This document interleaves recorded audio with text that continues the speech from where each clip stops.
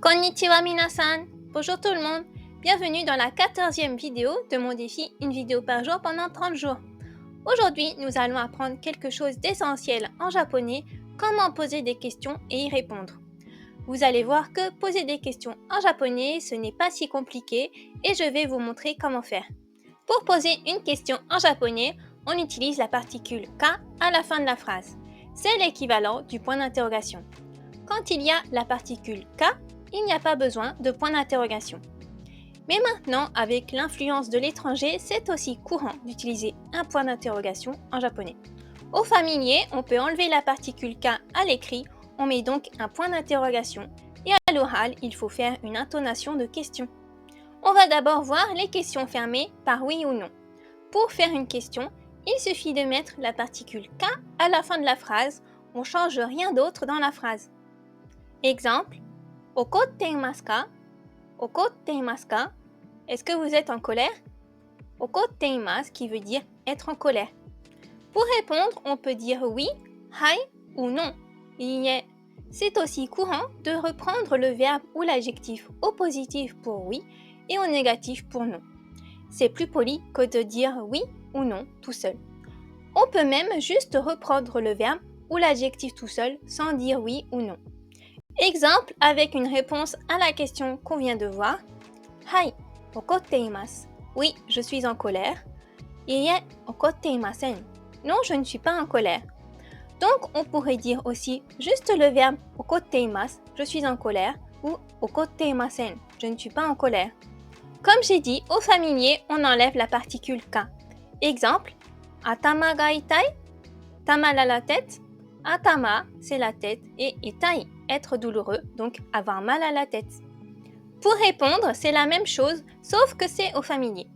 Pour dire oui, on dit et pour non, c'est On peut les utiliser tout seul ou reprendre le verbe ou l'adjectif, et on peut aussi reprendre seulement le verbe ou l'adjectif sans dire oui ou non. Exemple, itai. Oui, j'ai mal. Ou itakunai. Non, je n'ai pas mal. Donc, on peut reprendre seulement l'adjectif itai pour dire oui ou itakunai pour dire non. Maintenant, les questions ouvertes, donc avec un pronom interrogatif. Comme pour les questions fermées, on met la particule ka à la fin, mais on peut aussi l'enlever au familier. On met le mot interrogatif là où devrait se trouver la réponse. C'est souvent au début de la phrase. Pour répondre, on remplace le pronom interrogatif par la réponse à cet endroit. Je vais vous présenter 5 pronoms interrogatifs courants à connaître en japonais avec des exemples. Il existe parfois plusieurs façons de dire le même pronom interrogatif. Je vais vous donner une brève présentation. Pour dire qui, en japonais, on peut dire dare, dare. Exemple, ano hito wa dare desu ka? Qui est cette personne? Yamada-san desu. C'est monsieur Yamada. Dans cet exemple, le pronom interrogatif dare et la réponse Yamada-san sont tous deux placés au même endroit avant desu. La même phrase au familier. Pour les questions qui finissent par desu ka, on peut juste l'enlever, donc le verbe et la particule ka. Ano hito wa dare? Qui est cette personne? Yamada-san da yo? C'est monsieur Yamada. La traduction est la même en français, mais en japonais, c'est bien familier. Ensuite, pour dire quoi, on peut dire nan ou alors nani. Il y a deux façons de dire quoi en japonais selon ce qui suit. J'ai fait une vidéo dessus si vous voulez en savoir plus. Exemple, kore wa nan desu ka? Qu'est-ce que c'est? Hon desu. C'est un livre. Là aussi, on voit que le pronom interrogatif et la réponse sont bien au même endroit. Ensuite, pour dire où, on peut dire doko. Doko.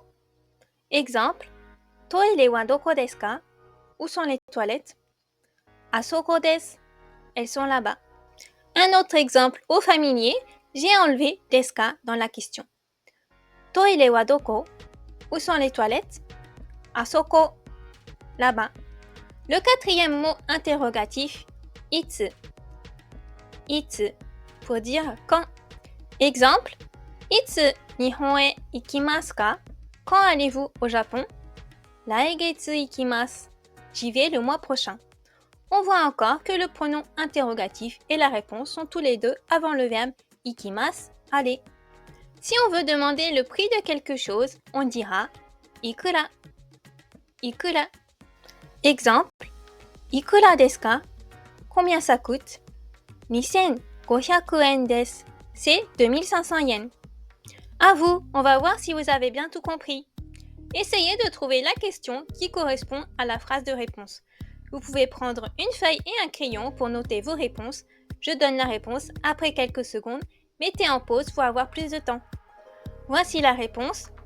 Tokyo ni ikimasu. Je vais à Tokyo. Essayez de retrouver la question. Réponse. Doko ni ikimasu ka? Où allez-vous? Hai. Oishii desu. Oui, c'est bon. Essayez de retrouver la question. Réponse. Oishii desu ka? Est-ce que c'est bon? Laishu ikimasu. J'y vais la semaine prochaine. Essayez de retrouver la question.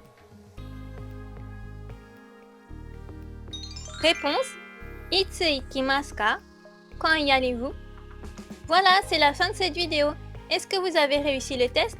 Dites-moi votre score en commentaire. Si vous avez aimé cette vidéo, n'hésitez pas à mettre un pouce bleu et à vous abonner pour en apprendre plus sur le Japon et le japonais. À demain pour une nouvelle vidéo. Matane! Vous pouvez télécharger gratuitement mon guide japonais de survie pour apprendre les bases pour voyager au Japon.